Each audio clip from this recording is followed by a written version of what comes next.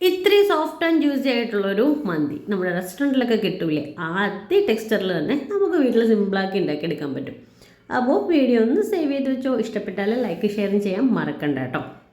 അപ്പോൾ ഇതാ 2 വലിയ പീസ് ബീഫ് എടുത്തിട്ടുണ്ട്. അതിലേക്ക് 2 വലിയ സ്പൂൺ മന്തി മസാല ആഡ് ചെയ്യുന്നുണ്ട്. പിന്നെ മന്തിക്ക് മാഗി ക്യൂബ് ഇല്ലെങ്കിൽ അത്ര ഗുമൊന്നും ഉണ്ടാവില്ല. അപ്പോൾ 2 മാഗി ക്യൂബ്, പിന്നെ അതിൻ്റെ കൂടെ നല്ല കുഞ്ഞായിട്ട് അരിഞ്ഞിട്ടുള്ള കുറച്ച് സവാളയും ക്യാപ്സിക്കവും ജിഞ്ചർ ഗാർലിക്കും കൂടെ ആഡ് ചെയ്ത് കൊടുത്തിട്ട് ഒരു വലിയ സ്പൂൺ കാശ്മീരി മുളക് പൊടി, ഉപ്പ്, പിന്നെ നമ്മുടെ ഒലിവ് ഓയിലും കൂടെ ചേർത്തിട്ട് നന്നായിട്ടൊന്ന് മാരിനേറ്റ് ചെയ്ത് 1 മണിക്കൂർ അവിടെ ഇരിക്കട്ടെ.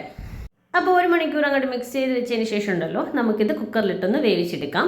ഒരുപാട് വെള്ളമൊന്നും കോരി ഒഴിക്കണ്ട. ഈ ബീഫിൽ തന്നെ അത്യാവശ്യം നല്ല രീതിയിൽ വെള്ളം ഇറങ്ങിക്കോളും. എന്നാലും അടിക്ക് പിടിക്കാതിരിക്കാൻ വേണ്ടിയിട്ട് ഞാനൊരു 1/2 ഗ്ലാസ് വെള്ളവും കൂടി ചേർത്ത് കൊടുക്കുന്നുണ്ട്. പിന്നെ മസാല മൊത്തമായിട്ട് അങ്ങോട്ട് ഇട്ട് കൊടുക്കണേ.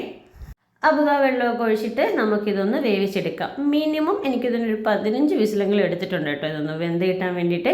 അപ്പോൾ വെന്ത് കിട്ടിയ ബീഫ് പിന്നെ ഒരു ഗ്രിൽ പാനിൽ അങ്ങോട്ട് വെച്ചിട്ട് തിരിച്ചും മറിച്ചൊക്കെ ഇട്ട് ഒന്ന് ഗ്രില്ല് ചെയ്തെടുക്കുന്നുണ്ടേ.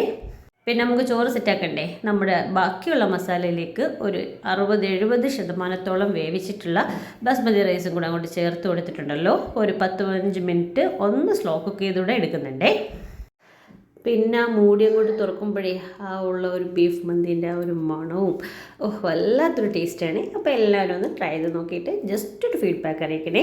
അപ്പോൾ ഇതേപോലുള്ള വീഡിയോസിന് വേണ്ടിയിട്ട് പേജ് ഒന്ന് ലൈക്ക് ചെയ്യുക, സപ്പോർട്ട് ചെയ്യുക. Thanks for watching. ബൈ. അപ്പോൾ പിന്നെ മറക്കണ്ട, കഴിക്കാം.